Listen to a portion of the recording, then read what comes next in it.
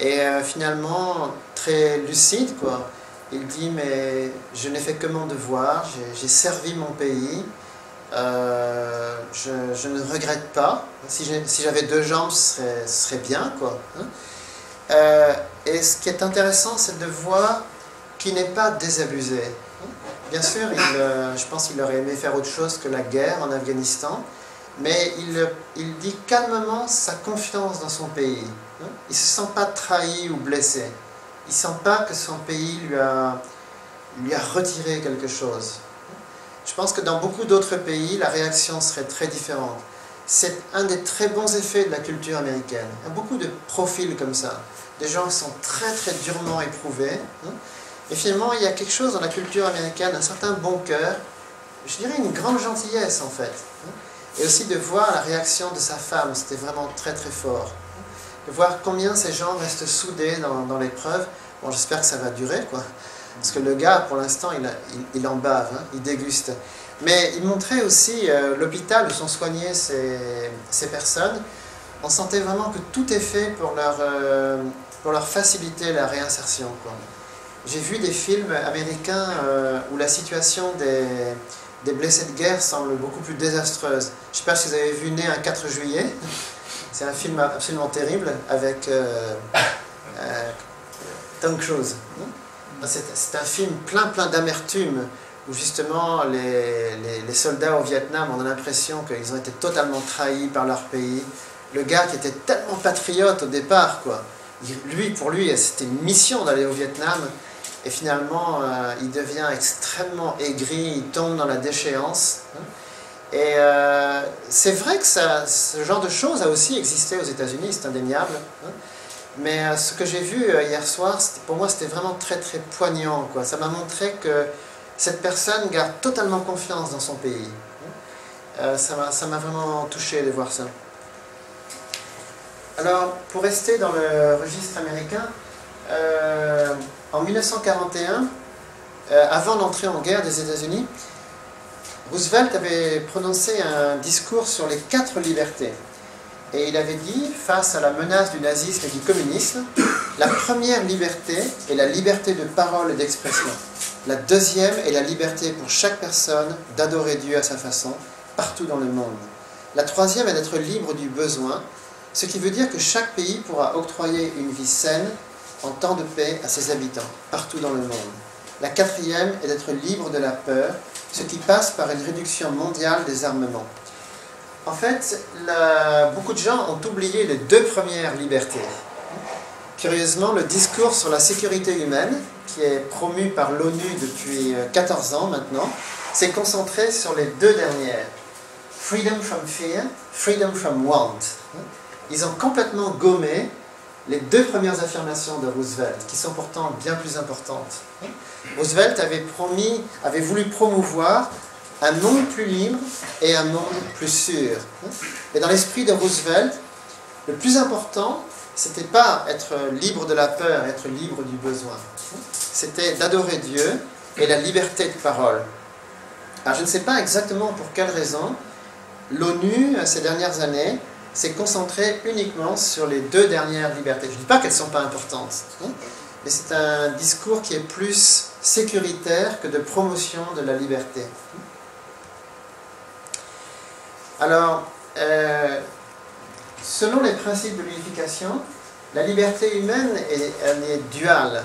Il y a la liberté de l'esprit, qui est en fait le libre arbitre, qui est quelque chose d'intérieur. C'est ce que l'anglais appelle « I may ». Et en fait, la vraie liberté, le libre arbitre, c'est de faire les choses que l'on aime. Et c'est une union harmonieuse de l'émotion, de l'intellect et du libre arbitre.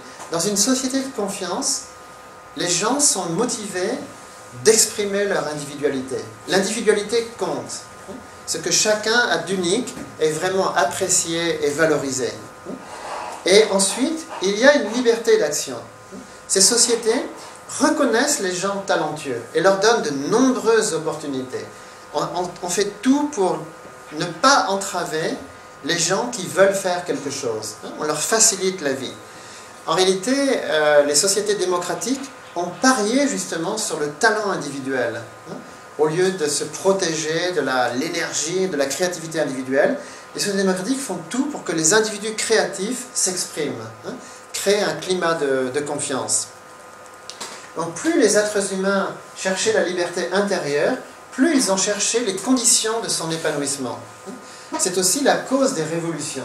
Actuellement, il y a des révolutions dans le monde arabe parce que beaucoup de gens talentueux étouffent totalement. Ils sont dans des systèmes totalement féodaux, vraiment archaïques, hein, où c'est impossible pour l'individu de donner sa pleine mesure. Il est étouffé, il est aliéné. Donc ce sont des révolutions morales où les gens cherchent un nouveau système social où leur vraie valeur sera reconnue par leurs contemporains. Et je pense que certains agitent la menace de l'islam et tout ça. Personnellement, je ne pense pas. J'ai l'impression que même l'islam dans ces pays est un peu pris de court, parce qu'ils ne sont pas du tout dans ces schémas-là. Souvent, l'islam dans ces pays est resté très très collectiviste, alors que là, on est face à des demandes individuelles. En fait, il existe dans les pays arabes ce qu'on appelle c'est un peu comme les télévangélistes américains. Il y en a de plus en plus qui parlent, par exemple, au Maroc ou en Égypte. Ils disent que l'islam, en fait, ce n'est pas une religion des masses. C'est une religion de la vie bonne, de la prospérité, d'aimer sa famille. Il touche à des thèmes beaucoup plus, un peu comme les télévangélistes protestants. Et en réalité, je pense que cet islam qui est plus intérieur sera davantage du côté des manifestants, plutôt que je sais pas, les frères musulmans, des choses comme ça, quoi. Enfin, ça reste à voir. Toujours à propos d'un musulman, celui qui a popularisé le thème de la sécurité humaine s'appelle Mahboub al-Haq, c'est un Pakistanais. Et donc il a développé ce concept de sécurité humaine en 1995, dans un contexte qui est celui de ce qu'on appelle la mondialisation courtoise, la montée en puissance de la société civile, du droit humanitaire et du rôle croissant des femmes. Donc la sécurité humaine est de plus en plus enseignée dans les universités. À Sciences Po, il y a tout un département là-dessus. Et j'ai remarqué que les meilleurs spécialistes mondiaux de ce thème sont des femmes. C'est un thème qui semble particulièrement séduire les jeunes chercheuses. Il y a beaucoup plus de femmes en sécurité humaine que d'hommes. Alors, elles s'intéressent en fait aux aspects non militaires de la sécurité.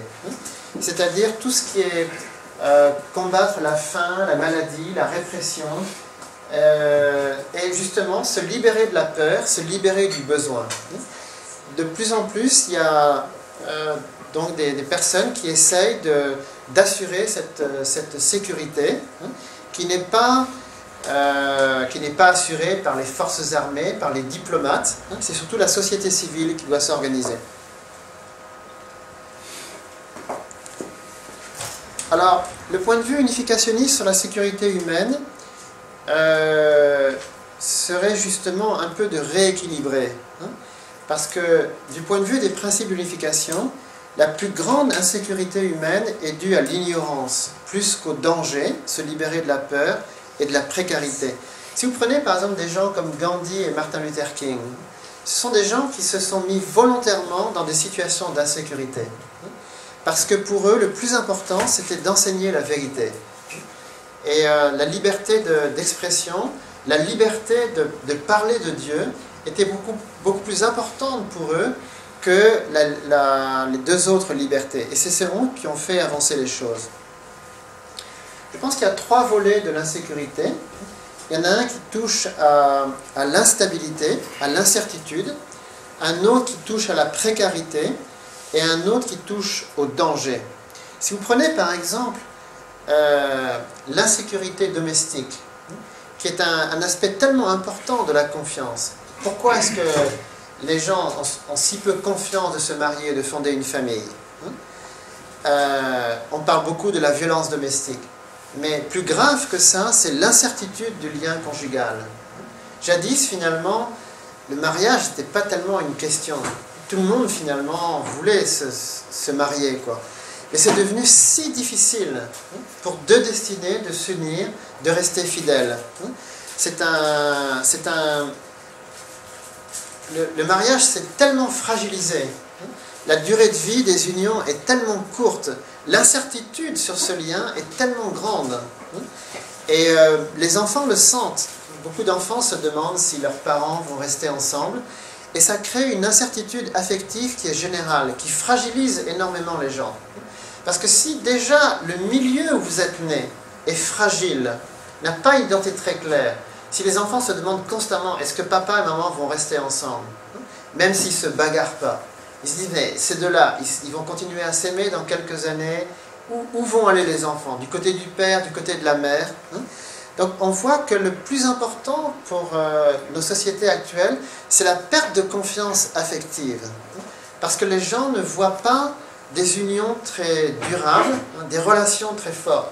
Alors finalement, on parle beaucoup de familles recomposées, etc. Mais le résultat, c'est une grande fragilisation affective. Alors bien sûr, il y a aussi beaucoup de violences conjugales et domestiques.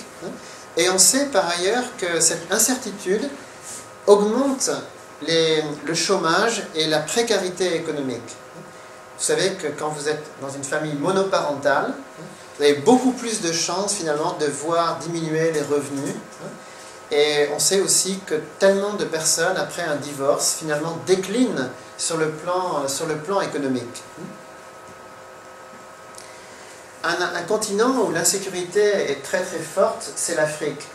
Et contrairement à ce qu'on pense, le principal problème de l'Afrique, ce n'est pas la précarité.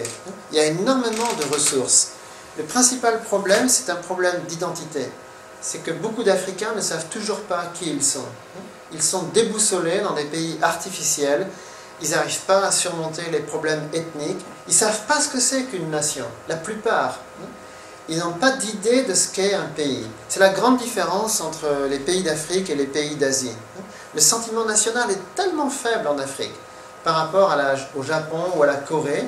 Beaucoup d'Africains ne savent même pas qu'est-ce que ça veut dire une nation, quoi. C'est quoi exactement? Qu'est-ce que c'est qu'un pays? Qu'est-ce que c'est qu'un chef d'État?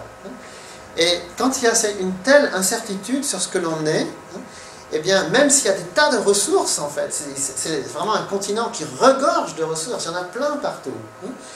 Mais finalement, on se demande à qui c'est, et il y a beaucoup de prédateurs qui viennent. Et il y a aussi donc toutes ces violences ethniques frontalières, et aussi le fait que le risque naturel reste élevé dans ces circonstances. La santé, tous les problèmes naturels et autres. Pour ce qui est des risques naturels, on peut voir, si vous comparez le désastre qui a eu lieu au Japon récemment et à Haïti, on peut voir combien la société japonaise est organisée. Il y a quand même des normes sismiques.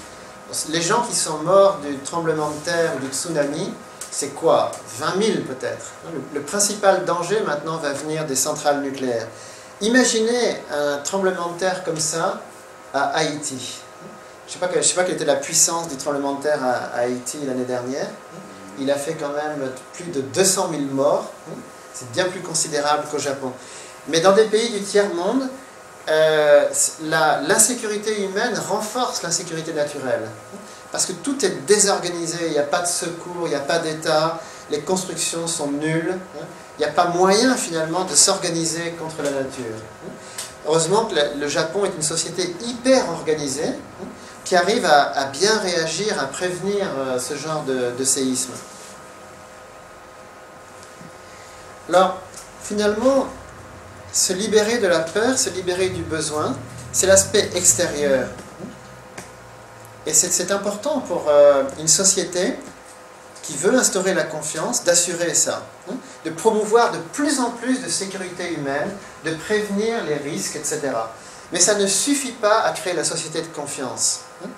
Par exemple, le Japon, qui est une société hyper organisée, c'est une société où finalement la jeunesse est pessimiste. Les jeunes japonais ont de moins en moins confiance dans le futur, dans l'avenir, alors même qu'ils ont tout en fait.